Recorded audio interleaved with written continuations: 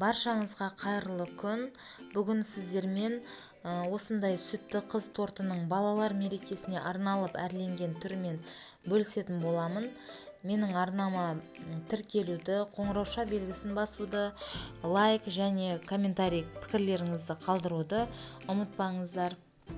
Ең алдымен қойылтылған сүтке жұмыртқаны жарып салып, жақсылап миксерлейтін боламыз. Қойылтылған сүтіміз, яғни сгущенкамыз, жұмыртқамыз, сары майымыз барлығы бөлме температурасында болуы керек. Сары майды алдын ала 1-1,5 сағат бұрын тоңазытқыштан шығарып жұмсартып қойғандарыңыз дұрыс. Сары майды салып, жұмсақ сары майды салып, тағы да миксерлейтін боламыз.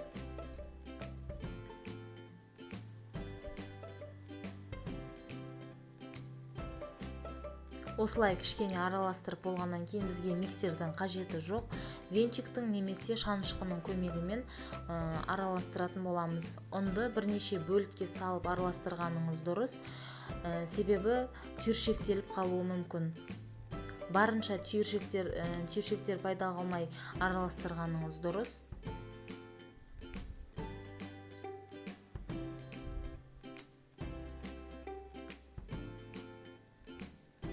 Барлық ұнымызды салып, біркелкі масса шығарамыз. Естеріңізге сала кетейін, тортты бастамас бұрын ең алдымен пергамент қағазын сызып дайындап алыңыздар. Сізге керек диаметрді алып, пергаменттің бір бетіне жай қарындашпен сызып алыңыз, домалақ етіп, келесі бетіне қамырымызды жағатын боламыз. Маған осындай кондитерлік қалташаға салып қамырды салған оңай, өзіме осы ұнайды. Сізде осындай қалташа жоқ болса, қасықтың көмегімен салсаңыз болады. Осы бір коржға 2-3 немесе 3-4 ас қасық қамыр кететін болады. Осылай жағып шықтық. Алдын ала қызып тұрған 180 градуста қызып тұрған пешімізге салып 5-6 минут шамасында осылай пісіріп аламыз. Суымас бұрын бір-бірінің бетіне осылай қоюға болмайды, бір-біріне жабысып қалуы мүмкін. Әбден суытып алғаннан кейін осылай бір қатарға жиып қойсаңыз болады. Енді кремін дайындайтын боламыз. Кілегей міндетті түрде салқын болу керек.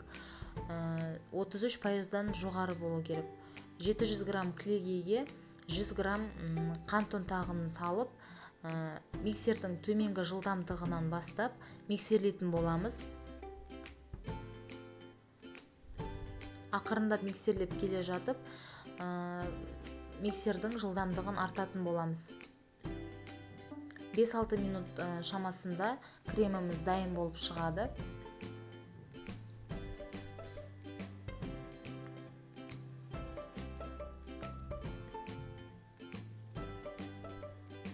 Енді тортымызды жинаймыз.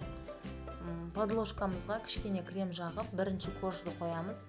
Торт жылжып кетпес үшін ол кремімізді осылай біркелкі етіп жағып шығып, әр корждың арасына осылай жағып шығамыз.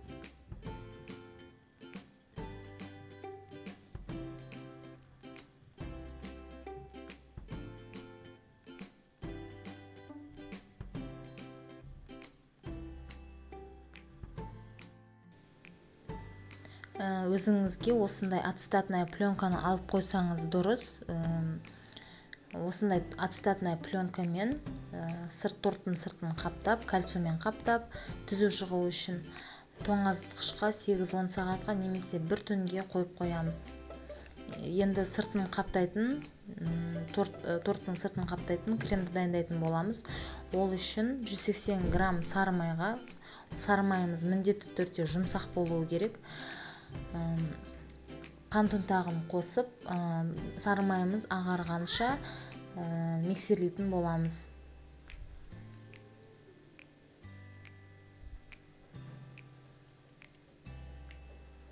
Шамамен 3-4 минут шамасында миксерлейміз. Одан кейін үстінен сүзбелі ірімшік, яғни творожный сырды салатын боламыз. Бұл креммен торттың сыртын қаптаймыз.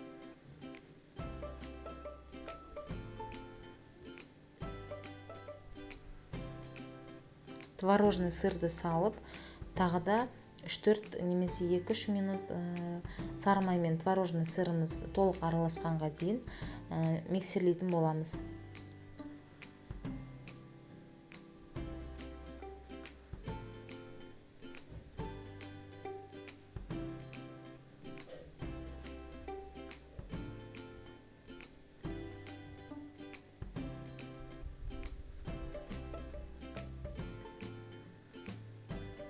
Менің тортымның сырты көк түсті болады.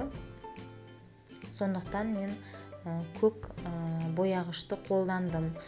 Есіңізде болсын, майы бар кремдерге міндетті түрде жирорастворимая краска керек. Яғни красканың түрі водорастворимая және жирорастворимый краскалар өте көп.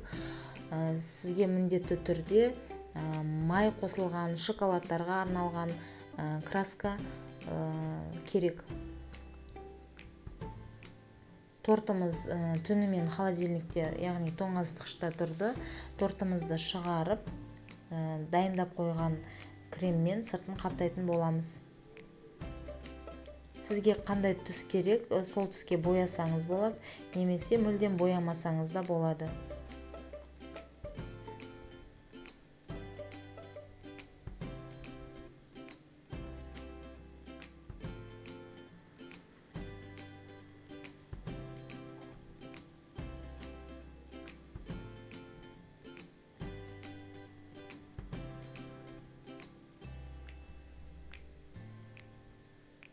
Осылай шетіне және бетіне кремді жағып шығып, осындай шпательдің көмегімен тортты тегістеп шығамыз.